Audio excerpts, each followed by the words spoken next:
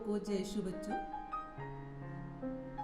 मैं आपसे यह प्रश्न करना चाहती हूँ, क्या आप बता सकते हैं क्रिस्तियों के पवित्र ग्रंथ का क्या नाम है? हमारे क्रिस्तियों का पवित्र ग्रंथ है पवित्र बाइबल। क्या आपके घर में पवित्र बाइबल है? क्या आप अपने परिवार में पवित्र बाइबल का पाठ करते हैं? पवित्र बाइबल हमारा धर्म ग्रंथ है, जिसमें ईश्वर हमसे वचनों के द्वारा हमसे बातचीत या वार्तालाप करते हैं।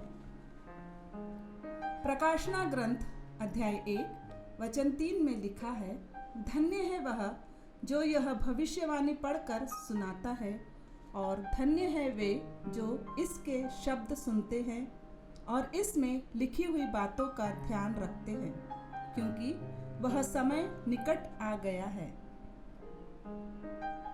पवित्र बाइबल के 2 विधान हैं, पुराना विधान, नया विधान। पवित्र बाइबल में कुल 73 ग्रंथ है। पुराने विधान में 46 व नए विधान में 27 ग्रंथ है। ईश्वर ने सिनाई पर्वत पर जो विधान स्थापित किया उसे हम पुराना विधान कहते हैं। प्रभु यीशु ने कलवारी पर्वत पर जो विधान स्थापित किया वह नया विधान है। इन दोनों विधानों में निकटतम संबंध है। इन्हीं दोनों विधानों के आधार पर पवित्र बाइबल की 2 भागों में बांटा गया है। पहला पुराना विधान, दूसरा नया विधान। विधान का अर्थ है अनुबंध अथवा प्रतिज्ञा पत्र या व्यवस्था। पवित्र बाइबल ईश प्रेरणा से लिखित है। मुक्ति से संबंधित नए और पुराने विधानों की ऐतिहासिक घटनाएं शुरुआत में मौखिक रूप में एक पीढ़ी से दूसरी पीढ़ी तक हस्तांतरित हुई। बाद में कुछ लेखकों ने इन्हें लिपिबद्ध किया। इन्हें लिपिबद्ध करने के लिए लेखकों को ईश्वर द्वारा जो वरदान दिया गया उसे ईश प्रेरणा कहते हैं। अतः पवित्र बाइबल के लेखक स्वयं ईश्वर और मानव दोनों हैं। कलीसिया 73 ग्रंथों को ईश प्रेरणा द्वारा लिखी गई मानती है, इसलिए इन्हें प्रामाणिक ग्रंथ माना जाता है। अब हम पुराना विधान की ओर बढ़ते हैं।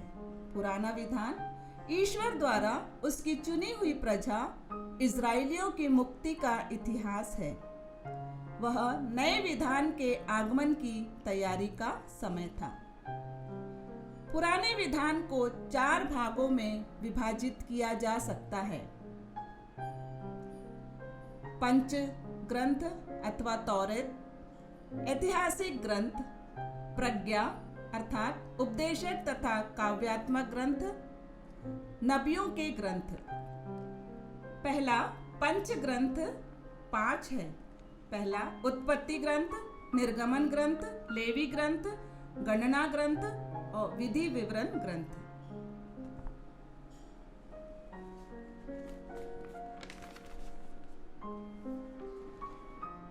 पुराने विधान के पहले 5 ग्रंथों को तौरेत, व्यवस्था और विधि के ग्रंथ कहते हैं। परंपरा के अनुसार मूसा द्वारा लिखे गए हैं।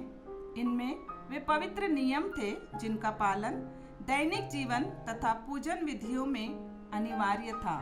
दूसरा ऐतिहासिक ग्रंथ, ये 16 है। योशुआ का ग्रंथ, न्यायकर्ताओं का ग्रंथ, रूत का ग्रंथ, सैमुएल का पहला ग्रंथ, सैमुएल का दूसरा ग्रंथ, राजाओं का पहला ग्रंथ, राजाओं का दूसरा ग्रंथ, पहला ऐतिहासिक ग्रंथ, दूसरा ऐतिहास ग्रंथ, एजरा, नहेमिया का ग्रंथ, एस्तेर का ग्रंथ, तोबित का ग्रंथ, यूदित का ग्रंथ, मकाबियों का पहला ग्रंथ, मकाबियों का दूसरा ग्रंथ। ईश्वर ने इन ऐतिहासिक घटनाओं में अपनी प्रजा इज़राइल के साथ जुड़े रहे। उन्होंने उनका पथ प्रदर्शन किया, उनकी सारी आवश्यकताओं की पूर्ति की तथा हर समय उनकी रक्षा की।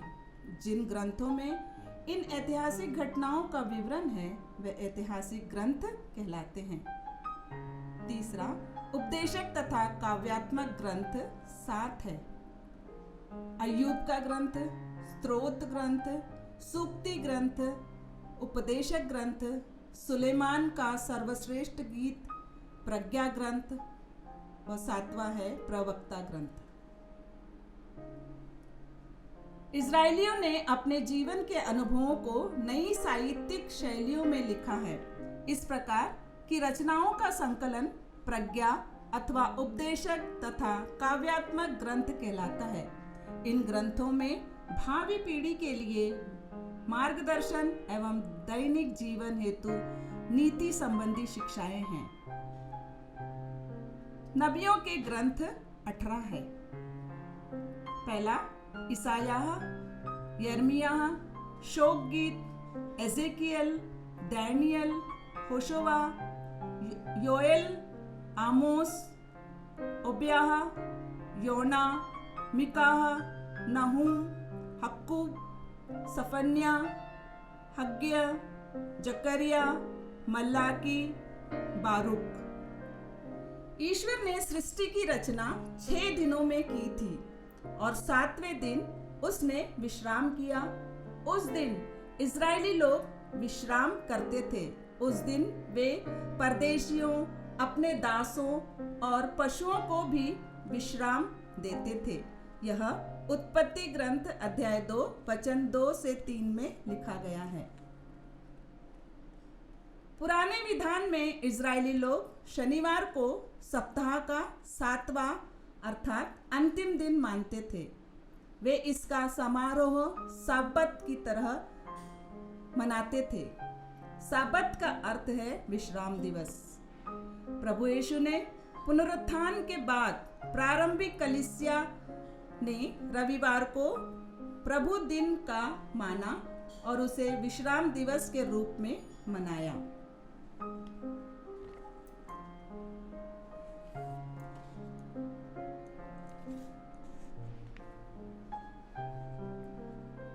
रविवार ईश्वर को समर्पित है। हम सप्ताह में 6 दिन कार्य करते हैं। अगर हम सप्ताह में 7 दिन कार्य करें तो हम मशीन की तरह हो जाएंगे और अपना मानव स्वभाव खो बैठेंगे। इसलिए ईश्वर चाहता है कि हम रविवार को विश्राम करें। हमें आमंत्रित किया जाता है कि हम रोजमर्रा के कामों को छोड़कर इस दिन को पवित्र रखें। इस दिन हम ईश्वर से अपने संबंधों का नवीनीकरण कर लें। हमें अपने परिवारों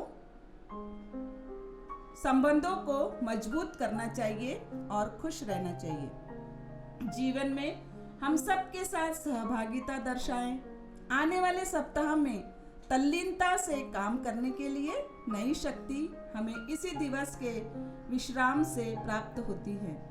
हमें अपने जीवन को दूसरों के साथ बांटना चाहिए। जो विश्राम हम प्रभु के दिवस पर करते हैं वह हमें आने वाले सप्ताह में नवीन शक्ति प्रदान करेगा।